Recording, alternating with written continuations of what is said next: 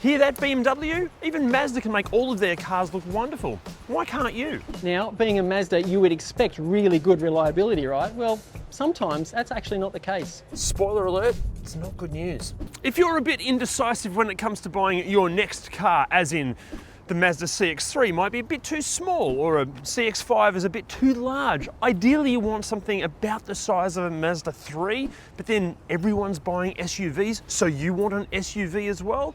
Well, maybe the CX-30 is the car for you. However, quite a few owners of these are having many issues. But don't fret, because we're going to take you through everything that can go wrong with these. We're going to show you how they're aging, what they're like to drive and live with, and we're going to tell you if we think you should buy one or not. But first of all, here's the basics that you need to know. Even though the CX-30 has only existed since 2019, in that time, Mazda have released 12 variants based around 4 main trim specs. And if that's not confusing enough, many of these were available with a Vision technology pack that changes what you get anyway, but we'll get into all of the details of those when we get inside. Plus, each trim spec is defined by what's lurking under the bonnet. For example, the G20 signifies the 2-litre engine, which depending on the year can be had with a manual or auto. The G25 relates to the 2.5-litre. This is available as an auto only, but with either front-wheel drive or on-demand all-wheel drive. Then there are the hybrid options, sort of, because Mazda hardly sold any of these. In fact, we could really only find a handful of them for sale locally, probably why Mazda discontinued them recently. The X20 Astina M Hybrid uses a 2-litre 4-cylinder engine with a small electric supercharger and spark-controlled compression ignition. And then internationally, well, you guys might also have a turbo diesel option, and annoyingly, for us at least, a 2.5-litre turbo petrol that pumps out over 180 kilowatts. Hey Mazda, bring that thing to Australia. Actually, you know what? Maybe don't, because we don't know why this thing even exists in the first place. For us, this is a car that was designed to fill a gap in the market that really didn't need to be filled in the first place. Anyway, look, pricing currently ranges from about $20,000 to a smidge under $50,000, but you have to remember, this is one of the most competitive segments in all of the world of automotive, so my God, doesn't it have some competition? Toyota CHR and Corolla Cross, Kia Seltos and Stonic, Hyundai Kona and Venue, Volkswagen T-Cross and T-Roc, Mitsubishi Eclipse Cross and ASX, Subaru XV, MG ZST, Jeep Compass, Nissan Qashqai and Juke, Honda HR-V, Ford Puma. Anyway, look, you get the picture. There are loads of options to choose from in this category. In fact, I've got a proposal for you. From now on, can we refer to the collective noun for this category of car to be a plague of small crossover SUVs? That seems fitting. But no matter which of the several thousand options you're looking at, if you're looking at getting finance, do yourself a favour and hit that Driver link down below, because it could save you thousands. Driver will source you finance quotes from loads of various lenders. The entire online application process is fast, easy and completely free. It has no impact on your credit score, and you can get pre-approval in just minutes. Now, a fun fact for you, the CX-30 is actually based on the 4th generation Mazda 3. But in terms of design, there's an area that, for me, this thing dominates the 3. It's just here. See, on the Mazda 3, this is just a huge expanse of metal. It's almost like the designers went, oh, I'm a bit busy, we'll get to this bit later on, and then they never came back to it, so they're just left like a slab of flat metal, and it's not very interesting. On the CX-30, I feel like they've brought this door line back, they've made this a bit more interesting, and then with the extra cladding, it just brings a bit more design or more features to this section of the car, and for me, that balances out the overall design. I think this is an exceptionally good looking car. Actually, you know what? I think the entire Mazda range, every single car, is really bloody attractive. Hear that, BMW? Even Mazda can make all of their cars look wonderful. Why can't you? However, unfortunately, it's not all good news for the exterior of the CX-30. There can be a few issues and gremlins. But before we get to that, interestingly, according to the owners groups, apparently the CX-30s that are made in Malaysia, Thailand, China, Russia, and Mexico are potentially more problematic when it comes to issues and problems than the ones made in Japan. And for our Aussie viewers, interestingly, the initial CX-30s that came to Australia were built in the Thailand factory. From around 2021, they're all out of Japan. But don't get me wrong, this doesn't mean the Japanese ones are perfect, because like so many Mazdas at the moment, there are plenty of complaints about the paint. Apparently the paint can chip really easily. When you're cleaning it, it can swirl also really easily. And some owners have even had issues with the paint peeling off in kind of little corner sections. Now, the darker colors, even Mazda's beautiful Soul Red, they can show these issues more obviously, and according to many owners, don't bother getting any ceramic coating done because it doesn't help the situation either. If you really want to protect the car, you're going to have to get paint protecting film. Obviously this will come at a cost, but I tell you what, it's going to be a damn sight cheaper than having to respray the whole car years down the track. Next up, a lot of owners are complaining that the black plastic cladding is already starting to go grey and discolor. Obviously this can be rejuvenated with quality products, but it's not a good sign if it's turning grey already. What's it going to look like in another 10 or 15 years? Next up, the headlights are known to buzz and rattle and carry on. Now, there has been a service bulletin for this, and some dealerships are even replacing the headlight because it is known that the motors behind them, they can fail. Next up, quite a few owners mentioned that the keyless entry, it can be a bit hit and miss and sometimes just completely fail. Speaking of electrical issues, the mirrors can play up. There's a couple of issues here. First of all, the actual mirror adjustment mechanism, it'll start adjusting, but then it won't stop. So it kind of makes like a small machine gun kind of firing sound, and it won't stop until you turn the car off and turn it back on again to almost reset it. Also, the power folding function, it can stop. Apparently what happens here is that after you wash the car, the water washes away some of the grease and lubricant on the actual folding mechanism, and it just stops working. Now, before we get inside, just have to say a massive thank you to all of the owners, especially the Mazda CX-30 owners groups on Facebook. Your knowledge and advice has been just incredible. Thank you guys so much.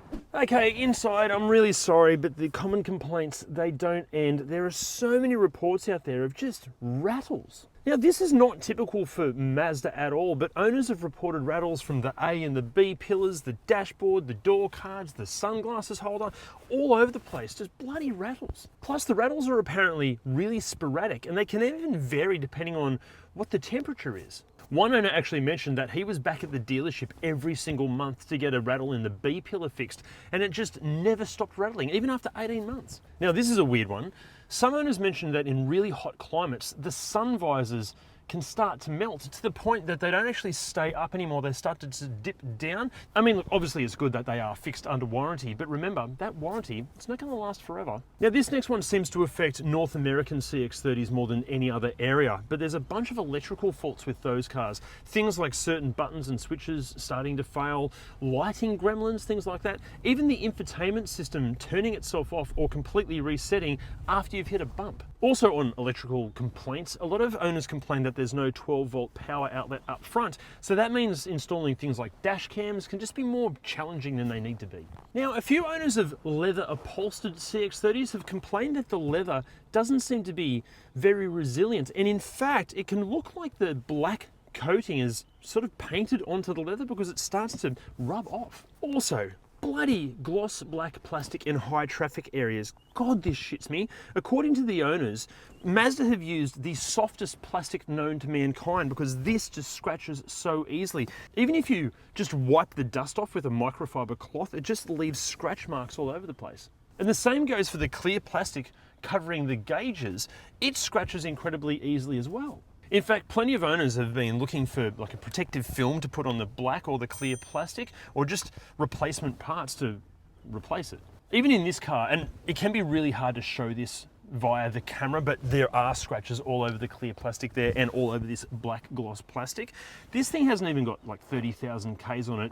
It is used on a daily basis. The family that owns it, they do look after it fastidiously, but still it's all scratched up everywhere. But elsewhere for wear and tear in this particular car, honestly, it's fantastic. The leather still feels really, really good. It is a little bit on the firm side, but not too bad. But overall, door cards, dash, the whole layout, the carpets, everything's wearing really well. Yeah, it's only got 30,000 Ks on it, but still, it's nice. But let's focus on more positives here. Mazda are so good at this. It's taking, let's say, cost-effective materials and making them feel seriously premium. This design and the materials they've used in here, it feels so upmarket. It feels so much more expensive than what the car actually is. Even in terms of ergonomics, driving position, absolutely spot on, and there's heaps of adjustability. Everything is at a really good place to actually get and actually use. I adore the interior of this car. It's one of the best interiors in this class. In terms of actually using the interior, practicality wise, you've got really good size glove box there, pretty decent size door bins. You've got a spot for your phone just here. It sits quite nicely. 2 cup holders up here. Interestingly, a few owners have complained of the positioning of the cup holders. I think they're fine there, but I do get what you mean because it's kind of in front of the gear stick and can be a little bit of a faff to get to. You've got a slidey armrest here with more storage under here and your power outlets, USB inputs and stuff there. And a tiny little cubby hole here for coins to rattle around to go with all the other rattles that the interior will make. And also a sunglasses holder there. And that is it, I think, up front for practicality. Not too bad. Now, as far as what stuff you're going to get, as well as all the usual expected things like power operated, pretty much everything, air conditioning, Bluetooth, every CX-30 comes with Apple CarPlay and Android Auto. But it's pretty good news even for the base spec cars, because the Pure, it gets push button start, a digital instrument cluster, rear parking sensors, and all of this and more. Move up the range and the Evolve gains 18-inch alloy wheels, dual zone climate control with rear air vents, and all of this and more. The Touring, it adds keyless entry, leather upholstery, power adjustable seats, and more. But if you're in the market, just check to see if any of these trim specs have the Vision Tech pack installed as well. Depending on the model and year, this can include 360-degree cameras, driver monitoring, extra safety kit, front parking sensors, and more. However, get yourself into an Estina like this, and that Vision Tech pack is included as standard. Plus, you're also going to get a 12-speaker Bose audio system, heated front seats, and all of this and more. Also, an update in 2023 increased the size of the screen for the higher spec models, and the other trim specs we didn't mention, like the 100th anniversary and the GT SP, they generally just added more aesthetic features. But so you don't have to remember all of these features, let alone the lists of the common faults, we've listed all of that on the free CX-30 cheat sheet over at ReDriven.com. Think of it as the ultimate used CX-30 buyer's guide. Another feature it comes with are windscreen wipers, but if you want the best out of your windscreen wipers, you have to fit a set of Wipertech wiper blades. These things are so easy to order online, they're easy to fit, and if you want 15% off and free express shipping, hit that link down below. That is, unless you're Aiden that lent us this car, because as a thank you present, mate, for lending us your car, you're going home with a set of these bad boys for free. And remember, if you want a set, hit that link below. Okay, in the back seat, I'm exactly 18 centimeters taller than singer Charlie X CX-30, who, interestingly, if you do a Google search of her, it seems that she is completely incapable of smiling. It's quite sad. Anyway, this is in my driving position, and yeah, not great to be honest. My legs are pretty squished up against the back of the seat unless I do the full OnlyFans style leg spread. The seats themselves are quite comfortable, but because of how small the cabin is, you do sit quite upright. Windows are a good size. I don't feel too claustrophobic in here, but I think I was expecting more, to be honest. And as far as features and practicality, back here, being the Estina, you get air vents, you get one map pocket, and you get a pull-down armrest with 2 cup holders. There are door bins here, but good luck getting anything out of it if you're sitting in the seat. Also, for a top spec car, there's no power outlets back here, no USB, anything like that. And that's disappointing for something at this end of the spectrum of the range. And then as far as practicality in the boot goes, honestly, not that great. In fact, this has the 3rd smallest boot in its class. Only the Subaru XV Crosstrek and the Honda HR-V have a smaller boot. Although in saying that, the HR-V, it has Honda's Magic seats, so when the second row is folded flat, it's basically a small delivery van. This isn't. And that's because when you fold the seats down, you just get a little bit of a lip just here, so it's not flat exactly. Also, load lip here, and that's just annoying. Now, as far as safety features go, look, it is a current car. It's loaded with safety gear. Although a lot of owners, like so many modern cars, have complained that the calibration of a lot of the safety systems are far too sensitive, and the levels of beeps and bongs and alerts going off will just send you mad. Okay, common complaints and faults when it comes to the driving experience, and first of all, it's all of the noises that come from the suspension. Make sure you listen out for any sounds like creaking or clunking, especially over speed humps or if you're going up, say, an angled driveway. Plus, plenty of owners have complained about just how firm the ride is in this. This is the issue when you take basically a hatchback and then raise it off the ground. You've got to fit really firm suspension to stop it from pitching and rolling all over the place, but then that results in an incredibly harsh ride. But interestingly, when you drive a Hyundai and Kia from this category, their ride and handling are generally superb, and that's because they tune their suspension for Australian conditions. And I tell you what, that is something that Mazda probably should have done for this car. Another complaint many owners have had, and this might have to do more with the suspension geometry, is that when you get on the gas, the front wheels can axle tramp or shudder or shake a little bit too much. Obviously, the CX-30 was never designed to be a performance car, but Mazda's tagline for the longest time has been zoom zoom, yet when you try to zoom zoom in the CX-30, it doesn't like to be zoom zoomed apparently. Funnily enough, the polar opposite to this complaint is the brakes. According to many owners, the brakes can squeal excessively, and also they apparently have no feel to them. And I have to agree with the owners, in this car, I'm really struggling to get any feel out of the brakes at all. There are times where you feel like you should be pulling up to stop because that's what the brake pedal feels like, but then you haven't actually stopped, you just keep creeping forward. I really don't like the brake pedal feel. In fact, one owner mentioned to us that he even replaced the rotors and pads and he still couldn't get the brakes to feel correct, so he actually ended up selling the car because of that. Also, a few owners complained about just the vision out of this and excessively large blind spots, to the point that they claimed judging it in traffic or built up situations was a bit of a nightmare. For me, it's okay. There is some pretty hectic blind spots over your shoulder line, but besides that, it's okay. I've got to admit, it's a little funny to judge where the parameters are, where you think the front of the car is, maybe it isn't. But the big complaint with the driving that we keep finding time and time again in the owners groups is just the excessive amount of rattles. And yeah, even in this car, it does rattle. Interestingly, the rattling, it was worse when I first picked it up and drove it, and now it doesn't seem to be as bad. But besides the common complaints, there are positives. The engine, really responsive, good amount of power. The steering's very, very good, especially for this class of car. And if you can find billiard table smooth roads, it is really enjoyable to drive. Problem is, there are hardly any smooth roads in Sydney. Overall, while it can be a really nice car to drive, unfortunately, I just don't think it feels maybe as premium as most of the other Mazdas in the Mazda range. But look, we do have to delve into these mechanical issues. Unfortunately, I can't take you through that because I'm not a qualified mechanic. But you know who is? It's Jim. Now, normally I would be doing this from my garage, but today I'm in a slightly different garage. We are at World Time Attack Sydney. Now, if there's any noise in the background, race cars and things, yeah, just enjoy that. Now, all the petrol variants in these do share a similar group of problems, so I'm going to group them all together today. Now, on these, and I know I talk about it all the time, servicing is not to be missed. Now, the previous generations of the four-cylinder petrol engines in these did have issues with timing chains, although these aren't seemingly problematic now. If you want to get in front of that and protect the timing chains, just do the services on time. And another reason to keep on top of the servicing on these are known for oil dilution. Now, what that is basically the fuel injector squirts fuel in, and some of that fuel doesn't get burned, and little particulates make their way down past the piston rings and end up in the sump.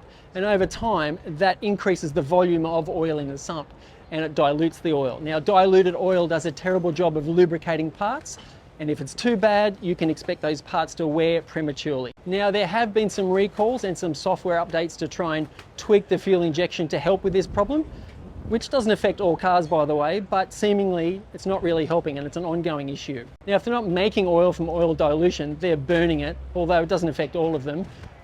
You have to keep an eye on the oil levels because oil consumption is very real in these. Another issue they have is carbon buildup. Now, that's a result of direct injection. They do choke up the inlet ports pretty badly. So over time, that is going to spoil power and ruin efficiency. So you might want to get that cleaned every few years. Now, another known issue with these is high pressure fuel pump failure. It can just spontaneously stop and the car won't go. Other times it just works very poorly and makes the engine run terribly. Thankfully, it's relatively easy to fix, but it is about $1,000 round trip. Now, the cooling systems on these, they do have a few issues with their thermostat. Sometimes it gets stuck shut, sometimes it gets stuck open. Should it get stuck open, that's okay. The engine's just gonna run cold and not gonna have any immediate catastrophic issues. But should it get stuck shut, that's when the problems start. They overheat, they have head gasket issues, and when they get hot enough, they crack cylinder heads. Now, the turbo models, look, overall they are reliable, but there has been a few cases of turbo failure. The seals in there fail, they just pump out smoke, and in worst case scenario, the turbo just fails. That can be a very expensive issue. Now, the diesel in these, now we never got the diesel in Australia, which is probably a good thing, because Mazda really haven't made a reliable diesel engine in a car since, well, ever. So if you're in an area that has a diesel, best to avoid that one. Transmissions and drivelines in these are actually pretty good. very much more reliable than some of the others in this sector that have DSGs and CVTs. So after all that, it does seem like the CX-30 maybe doesn't exhibit Mazda's generally excellent reputation for reliability and therefore possibly longevity. So when it comes to us recommending to buy one or not, yeah, maybe not. If a Mazda 3 is the perfect car for you, but for whatever reason you need all-wheel drive or maybe just the raised ride height, and you found a perfectly maintained CX-30 that has had any of the common issues seen to, sure, buy that car because you might end up like the thousands of other CX-30 owners out there that absolutely adore their car and have never and probably will never have an issue with it. The problem is there are plenty of other owners out there that have had loads of issues. Do you really want to risk being one of them? Also, we think there's a pretty high chance that you don't really need the raised ride height, do you? No, and you probably also don't need all-wheel drive, yeah? So why are you buying an SUV at all? We think you're probably just better off buying a Mazda 3 in the first place, or maybe one of these instead. But if you weren't to buy one of these or one of these, what would you buy instead? Let us know in the comments. See you next time. But no matter which of these several thousand, oh my God. A lot of owners complain that there's no 12-volt power outlet.